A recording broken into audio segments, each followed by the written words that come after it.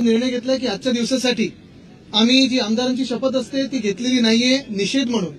कारण एकंदर आपण पाहतोय राज्यात जे वातावरण असायला पाहिजे होतं, एखादं सरकार जेव्हा एवढ्या बहुमताने निवडून येतं तेव्हा वातावरण उत्साहाचं असतं, जल्लोष असतो, साजरं करत असतात सगळे.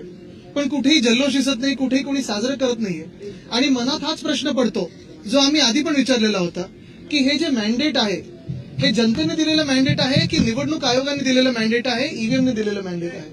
मध्यंतरीच्या काळात आपण पाहिलं असेल, काँग्रेस असेल किंवा आम्ही सगळेच असू, आम्ही वेगळ्या वेगळ्या माध्यमातून निवडणूक आयोगाकडे आमचे प्रश्न उपस्थित केलेले आहेत, जे जनतेच्या मनातले प्रश्न आहेत ते देखील उपस्थित केलेले आहेत. आणि आम्ही राजकीय पक्ष म्हणून जेव्हा असे प्रश्न उपस्थित करतो, तसंच मार्केटवाडी नावाचं जे गाव आहे तिथे देखील स्थानिक जनतेने मॉकपोल मागितला होता.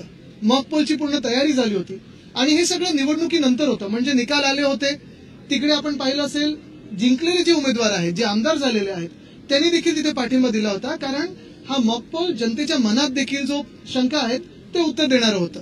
साधारणपणे बॅलेट पेपरवर किती कोण जिंकू शकतं आणि त्याच विरोधात ईव्हीएमवर कसं कोण जिंकू शकतं हे आम्ही अनेकदा दाखवलेलं आहे. मध्यंतरीच्या काळात आम्ही जे पोस्टल बॅलेट ह्याची मतं आणि ईव्हीएमची मतं याच्यातली तफावत देखील दाखवली.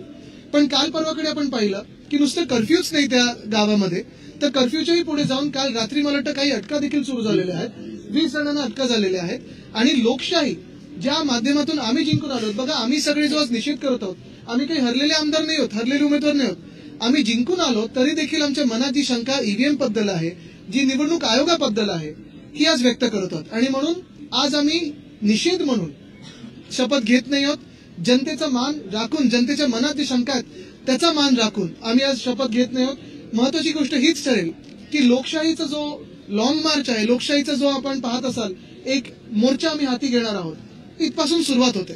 कारण लोकशाही चिरडण्याचं काम आधी देखील होत होतं. आपण पाहिलं असेल 2014 पासून हळूहळू जे चाललेलं आहे, इन्स्टिट्यूशन्स मांडण्याचं काम चालू आहे. लोकसभेत जनतेने निकाल दिला, पण तोच निकाल चिरडण्याचं काम या सरकारने करायचा प्रयत्न केलेला आहे. त्याच्या विरोधात आम्ही असे पाऊल उचललेलं आहे.